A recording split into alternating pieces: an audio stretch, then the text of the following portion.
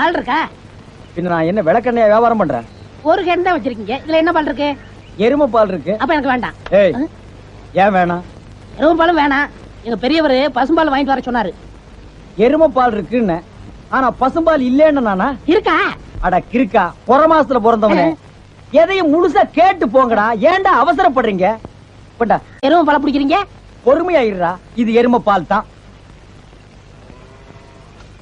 இது என்ன பால்? எருமை பால்.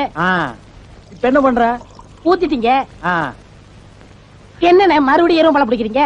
அட மடையா, இது பசும்பால். அது எப்படி ஒரே கேன்ல பசும்பாலும் எருமை பாலும் இருக்கும்? அதுதான் விஞ்ஞானம்ங்கிறது. ஒரே வயித்துல ஒரு ஆணும் ஒரு பொண்ணும் பிறக்கிறது இல்லையா? ஒரே வாயில ஒரு இட்லி வடையும் சாப்பிடுறது இல்லையா? ஒரே மூஞ்சில ஒரு பொட்ட கண்ணு ஒரு நல்ல கண்ணு இருக்கிறது இல்லையா? அதே மாதிரி தான் ஒரே கேன்ல ஒரு பசும்பாலும் ஒரு எருமை பாலும் ஏன் இருக்க கூடாது? அது எப்படி இருக்குங்கிற? அதான் விஞ்ஞானம்ங்கிறது.